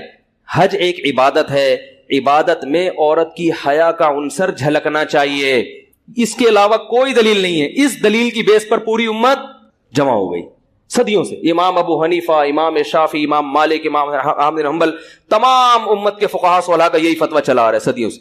حتیٰ کہ اگر آپ 200-250 سال پہلے اہل حدیث کے فتاویٰ دیکھیں گے تو اس میں بھی یہی ملے گا آپ کو۔ کتنی بڑی دلیل ہے۔ اب اگر مجھ سے آپ حدیث مانگتے ہو کہ عورتیں الگ طرح سے نماز پڑھیں گی، اس کی دلیل حدیث سے، تو میں بھی تو آپ سے مانگ سکتا ہوں کہ عورتیں صفا مروہ میں دوڑیں گی نہیں، اس کی دلیل حدیث سے۔ ادھر آ کے چپ ہو جاتے ہیں۔ میرا مقصد کسی عالم کا مذاق اڑانا نہیں ہے، میرا مقصد ہے کہ جب آپ کا یہ لب و لہجہ ہے کہ آپ ان علماء ائمہ اربعہ کا مذاق آپ اڑاتے ہیں، تو یہ جب وہ آپ سے دلیل کا مطالبہ کر رہے ہیں تو وہاں آپ ایک دم کیا ہو جاتے ہیں؟ خاموش۔ ایک صاحب نے یہ بھی کہا کہ پوری دنیا میں عورتیں مردوں کی طرح نماز پڑھ رہی ہیں، صرف بر صغیر کی عورتیں تھوڑا سمٹ کے پڑھتی ہیں نماز، پوری دنیا ایک طرف۔ یہ پوری دنیا اب ایک طرف ہوئی ہے، آج سے پہلے سب عورتیں سمٹ کے پڑھتی تھی، اب دنیا میں یہ انقلاب آیا ہے۔ تو ہم آج کے لوگوں کو دیکھیں یا ماضی کے لوگوں کو دیکھیں، ملیشیا میں، انڈونیشیا میں شافی فقہ رائج ہے، اور فقہ شافی کی تمام کتابوں میں لکھا ہے کہ عورتیں کیسے پڑھیں گی؟ سمٹ۔ تو اب اگر وہاں تبدیلی آئی ہے تو یہ تبدیلی علم کی کمی سے آئی ہے، کیونکہ جیسے جیسے قیامت قریب آ رہی ہے علم اٹھتا جا رہا ہے۔ حدیث میں آتا ہے کہ اللہ علماء کو اٹھاتے رہیں گے، کتابوں کو نہیں اٹھائیں گے، کتابیں رہیں گی، علماء اٹھ جائیں گے، لہذا جاہل لوگ وہ کتابیں پڑھ کے کیا کریں گے؟ لوگوں کو غلط گائیڈ کرنا شروع کر دیں گے۔ ان اللہ، پھر وہی حدیث کا حوالہ مانگیں گے نا، تو میں حدیث پڑھ دیتا ہوں۔ ان اللہ لا يقبض العلم انتزاعا من صدور العلماء ولكن يقبض العلماء، اللہ علماء کے سینوں سے علم نہیں اٹھائے گا بلکہ علماء کو اٹھا لے گا اللہ تعالیٰ۔ کتابوں کے اٹھانے کا اللہ نے ذکر حدیث میں ذکر نہیں ہے، کتابیں رہیں گی لیکن علمی صلاحیت ختم ہوگی۔ کتابیں پڑھ پڑھ کے حدیث میں آتا ہے کہ لوگ جاہلوں کو اپنا مقتدا بنا لیں گے۔ اتخذ الناس جہالا رؤوسا فضلوا فافتوا بغیر علم، علم کی عمق اور گہرائی کے بغیر فتویٰ دیں گے، فضلوا واضلوا، خود بھی گمراہ ہوں گے اور پبلک کو بھی، بولو بھائی، گمراہ کریں گے۔ یہ وہ دور ہے۔ تو اجماع کیا ہے؟ حجیت قطعیہ، تو صدیوں سے اجماع چلا آ رہا ہے، تو آپ اس کے خلاف نہیں جا سکتے۔ لیکن پھر بھی اگر کوئی گیا ہے، میں تو پھر بھی اس کی شان میں گستاخی نہیں کرتا، کہتا چلو کوئی بھی عالم ہے اس کی رائے ہوگی، مگر وہ ہمارا بھی تو احترام کر لے نا۔ کیا یار، اگر ان علماء کی یہ رائے ہے کہ عورتیں سمٹ کے نماز پڑھیں گی تو ان کے پاس بھی دلیل ہے، کوئی بات نہیں، جو ایسے پڑھ رہا ہے ایسے پڑھنے دو، جو ویسے پڑھ رہا ہے ویسے، اتنا بھی تو آ جاؤ نا۔ لیکن نہیں، یہ تو قرآن سنت کو مانتے ہی نہیں ہیں، یہ تو اندھے مقلد ہیں، یہ تو یوں ہیں، یہ تو یوں ہیں۔ تو اس لیے یہ ہے وہ فرقہ واریت، ہم چما دیگرے نیز، ہمیں پتہ ہے باقی سب کیا ہیں؟ سب بے وقوف ہیں، ٹھیک ہے نا۔ اس کو کیا نام دیا گیا ہے؟ علم کا۔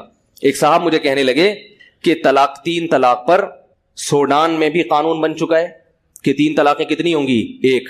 سعودیہ کے بھی بہت سارے مفتی فتویٰ دینے لگے 3 کتنی ہوں گی؟ 1۔ پاکستان میں 1963 میں جو آئلی قوانین بنے اس میں بھی 3 کو کیا شمار کیا گیا ہے؟ 1۔ مصر میں بھی 1900 فلاں میں یہ قانون بنا کہ 3 کتنی ہوں گی؟ 1۔ پوری امت ایک طرف اور یہ پاکستانی مولوی ایک طرف۔ 5-6 لوگ بیٹھے ہوئے تھے، وہ بڑے متاثر ہوئے ان کی بات سے، کہ مفتی صاحب بڑی زبردست، آپ کے پاس کیا جواب ہے؟ میں نے کہا انہی کی بات میں اس کا جواب موجود ہے، تھوڑی سی عقل ہونی چاہیے۔ میں نے کہا یہ کہہ رہے ہیں کہ سوڈان میں 1957 یا 46 میں قانون بنا کہ 3 ایک ہوں گی، تو سوڈان میں اسلام 1946 میں آیا ہے؟ بولو نا بھائی، سوڈان میں 1000 سال پہلے اسلام آیا تھا۔ جب 1946 میں پرانے قانون کو چینج کیا، اس کا مطلب 1000 سال سے سوڈان کی گورنمنٹ 3 طلاق کو کیا مانتی تھی؟ 3 مانتی تھی۔ 1963 میں پاکستان میں قانون بنا، آئلی جو ایوب خان نے بنایا کہ 3 کتنی ہوں گی؟ 1۔ وہ بلکہ 1 بھی نہیں، وہ عجیب سا بنا۔ تو میں نے کیسے پتا چلا؟ 1963 تک بر صغیر میں جو اسلام جب سے آیا ہے نا محمد بن قاسم کے دور سے، اس وقت سے لے کر اب تک تمام عدالتوں میں برما، بنگلہ دیش اور انڈیا اور پاکستان سب میں 3 کو کتنا سمجھا جاتا تھا؟ 3۔ یہ 1000 سال سے امت کیا پکوڑے بیچ رہی تھی، یہ تیل بیچ رہی تھی، یا گھاس کھا رہی تھی؟ آج کی چینجنگ پر تو فخر ہے بھائی۔ حتیٰ کہ بر صغیر میں انگریز نے 100 سال حکومت کی, وہ بھی 3 طلاق کے قانون کو چینج نہیں کر سکا. اتنا اجماع تھا اس مسئلے پر. میں نے کہا عرب علماء کو اگر آپ دیکھو تو بن باز سے پہلے, جو مفتی اعظم تھے بن باز, ان سے پہلے ان کے استاذ تھے شیخ آل ابراہیم کر کے نام تھا ان کا, نیٹ پہ آپ سرچ کریں آ جائے گا. ان کے وقت میں پورا سعودیہ متفق تھا کہ 3 طلاقیں کتنی ہوتی ہیں؟ 3. بن باز نے آ کے یہ فتویٰ چینج کیا ہے. ہم بن باز کو عقیدت احترام سے دیکھتے ہیں, عالم تھے, غلطی ہو گئی, لیکن اس غلطی کے آپ تو اندھی تقلید نہ کرو نا اس غلطی کی. اگر آپ دلیل دے رہے ہو سعودیہ کے علماء کی, تو سعودیہ آج کا یا آج سے 100 سال پہلے, بلکہ 100 سال نہیں, جب سے اسلام آیا ہے سعودی عرب میں. اور حیرت کی بات ہے کہ ہمارے سامنے خلیفہ راشد حضرت عمر بن الخطاب کا فیصلہ موجود ہے. اس حکومت کا حوالہ نہیں دیں گے, کبھی انڈیا کی گورنمنٹ کا حوالہ, کبھی سوڈان کی موجودہ گورنمنٹ, کبھی مصر کی. مصر میں اسلام 1000 سال پہلے آیا ہے, اس وقت سے 3 طلاق کو 3 ہی سمجھا جاتا تھا. اب آ کے چینج کیا, اس چینجنگ کو مان رہے ہیں, اور جو اسلام صدیوں پہلے مصر میں تھا وہ کیا تھا؟ غلط. تو وہ جو بیٹھے ہوئے تھے نا بندے کہہ رہے ہیں 14 طبق روشن, بولو بھائی ہو گئے. سعودیہ کی عدالت میں اب بھی قانون یہی, عدالتی قانون کے 3 ہی ہوں گی. اگرچہ سعودی مفتی جو وہ فتویٰ دے رہے ہیں کہ 3 ایک ہوتی ہے, لیکن وہ سارے مفتی نہیں. سعودی عرب میں اب بھی اکثر مفتی فتویٰ یہی دیتے ہیں کہ 3 ہوتی ہے, مگر وہ چونکہ سرکاری سطح پہ اونچے عہدوں پہ نہیں ہے, لہذا عوام تک ان کی بات پہنچتی نہیں ہے. اب بھی سعودی عرب کی عدالت سے جو فتویٰ ہے وہ کیا ہے؟ 3 کتنی ہوں گی؟ 3. کیوں عدالتی فتویٰ ایسا کیوں ہے یہ بھی سن لیں آپ. سعودی عرب میں 1980 یا اس کے قریب میں حکومت کی سطح پہ ایک علماء کا اجلاس بلایا گیا تھا. علماء کا اجلاس, اس میں یہ تھا کہ حکومت نے یہ کہا تھا کہ بھئی اس میں بہت اختلاف ہو رہا ہے, 3 ایک ہوتی ہیں, 1 3 ہوتی ہیں. تو علماء کا ایک پورا پینل بڑے بڑے علماء کا بٹھایا گیا اور ان سے کہا کہ آپ قرآن و سنت کی روشنی میں بحث مباحثے کے بعد یہ فیصلہ کریں کہ اس میں صحیح رائے کیا ہے اور غلط کیا. تو ان علماء میں 20-25 علماء شامل تھے. صرف بن باز اور العثیمین جو ان کے شاگرد ہیں انہوں نے اتفاق نہیں کیا. باقی تمام علماء نے بحث مباحثہ کر کے یہ بتایا کہ اسلام میں اس کی کوئی گنجائش نہیں ہے کہ 3 کو کیا سمجھا جائے؟ 1. اور پھر حکومتی سطح پہ وہ لا باقاعدہ عدالت کا, بولو بھائی, حصہ بن گیا. تو اس لیے میں آپ سے یہ کہہ رہا ہوں کہ علماء کی اتباع کرو, علماء کو فالو کرو. اور وہ علماء جو آپ کو اجماع امت سے ہٹاتے, بولتے کیوں نہیں ہو؟ نہیں ہے, کیونکہ اس سے ہٹ گئے نا تو پھر راستہ پھر بے لگام اونٹ, پھر پتہ نہیں کہاں جا کے گھسو گے, تمہارا مستقبل کیا ہوگا یہ اللہ ہی بچائے. تو علم رجال سے آتا ہے اور رجال ہی سے آگے, رجال سمجھ جو لوگ ہیں انہی سے آگے ٹرانسفر ہوتا ہے. تو ان لوگوں کا قابل اعتماد ہونا ضروری ہے.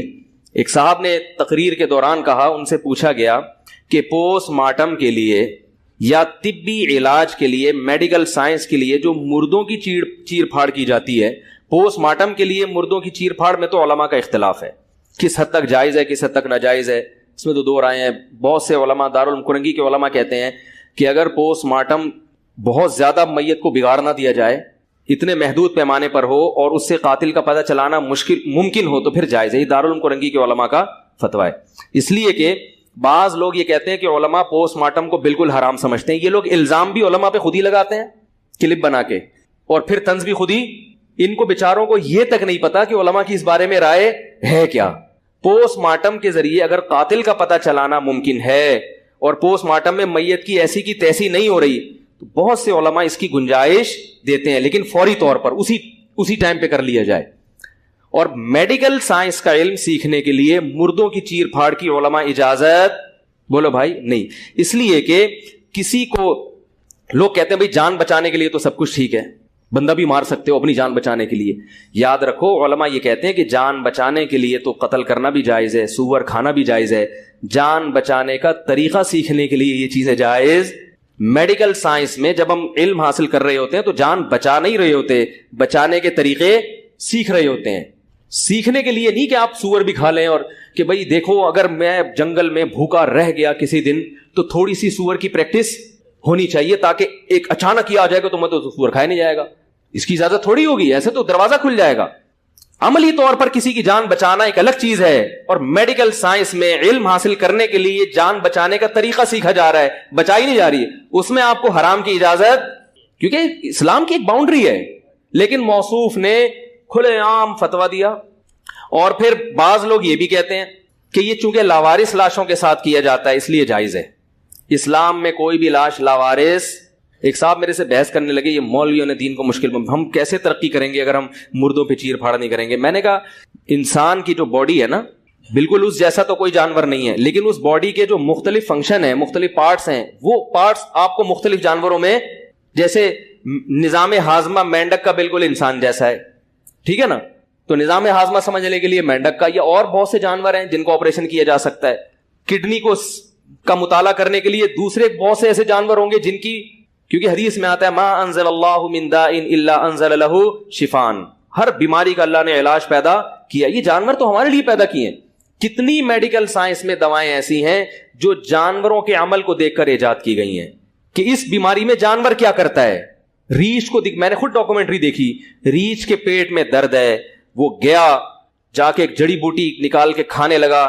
ڈاکٹر کھڑا ہے ڈاکومنٹری بنا رہا ہے، اس نے کہا کہ جب یہ جڑی بوٹی اس نے کھائی ہے، اس سے ڈاکٹر کو پتا چلا کہ پیٹ کے درد میں اس جڑی بوٹی میں اللہ نے کیا رکھا ہے، شفا. بہت سی دوائیں ایسی ہیں. تو چونکہ گورے تو کسی مذہب کو مانتے نہیں ہیں نا، وہ تو آزاد ہیں، وہ کہنے کوئی بات نہیں، وسیم کو لے آوے، سلیم کی لاش کو لے آپ، گردے پھاڑے چانپے. وہ مائیکل جیکسن کو پتہ نہیں کتنے ہفتے اس کا پورا قیمہ بنا کے دفن کیا اس کو، اس کے دماغ کے 4 پیس کیے ہوئے. وہ تو کسی چیز کے پابند نہیں ہیں. ہمیں تو میت کی بھی تعظیم کا حکم ہے، اور جب جانوروں سے یہ کام ہو سکتا ہے تو میت کو کیوں بھیٹ چڑھاؤ. اور پھر بھی اگر آپ کہتے ہیں کہ میت کو بھیٹ چڑھا سکتے ہیں، پھر آپ اپنی والدہ کا جنازہ جا کے ہسپتال میں پیش کریں. کیونکہ لاوارث لاشیں اسلام میں لاوارث، اگر کوئی بوڑھا مرتا ہے، اس کی کوئی اولاد نہیں ہے، تو جو بھی اس لاش کو دیکھے گا شریعت میں وہی اس کے بیٹے کا قائم مقام، وہ اس کو ایسے عزت احترام کے ساتھ دفن کرے گا جیسے یہ اس کا باپ ہے. اسلام میں لاوارث لاش کوئی بھی نہیں ہوتی، سب قابل احترام ہے. تو کافر لاش کے احترام کا حکم ہے، مسلمان کو کیسے آپ وہ کر سکتے ہیں؟ تو جو بھی یہ بات کرے نا ڈاکٹر صاحب، اس پہ بکراتیاں اور افلاطونیاں پیش کرے، نہیں ایکچولی ہمیں میڈیکل سائنس میں ایکچولی تر مسلمان پیچھے رہ جائیں گے، تو ان سے کہیں ٹھیک ہے، آپ اپنے ابا کو چیر پھاڑ کے لیے جیسے ہی ابا کا انتقال ہو فوراً ہاسپٹل بھجوا دیں، اور چھری چاپڑ لے کے کیا ہو جائیں، ابا کے پیس بنائیں، لٹکائیں، جیسے قصائیوں نے گوشت کو لٹکایا ہوتا ہے. یہ پھیپڑے ابا کے، ان کو سمجھو پھیپڑے کیسے ہوتے ہیں. جیسے آپ کے لیے میں نے کہا نا کہ آپ اپنی ماں کی لاش دیں، ایک دم آپ جوش میں آ جاؤ گے. تو یاد رکھو، کوئی بھی عورت دنیا سے جاتی ہے وہ بھی کسی کی ماں ہے، اگر نہیں ہے تو وہ سب کی ماں ہے، وہ سب کی بہن ہے، وہ سب کی بیٹی ہے. میں سمجھا پا رہا ہوں اپنی بات؟ اس لیے جو نئی فلمیں مارکیٹ میں آ رہی ہیں میرے بھائی، یہ ان کے پاس دلیل بھی. ایک صاحب نے یہ بھی دلیل دی کہ قرآن تو قصاص کی ترغیب دیتا ہے، وَلَكُمْ فِي الْقِصَاصِ حَيَاةٌ يَا أُولِي الْأَلْبَابِ. جان بچانے کے لیے اسلام جب اس کی اجازت دے رہا ہے کہ دوسرے کی گردن اڑا دو، تو جان بچانے کے لیے میت کی چیر پھاڑ کی اجازت کیوں نہیں ہوگی؟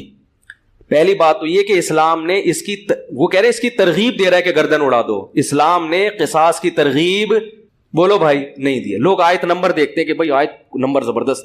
اسلام میں اصل یہ ہے کہ معاف کیا جائے، قاتل سے قصاص نہ لیا جائے.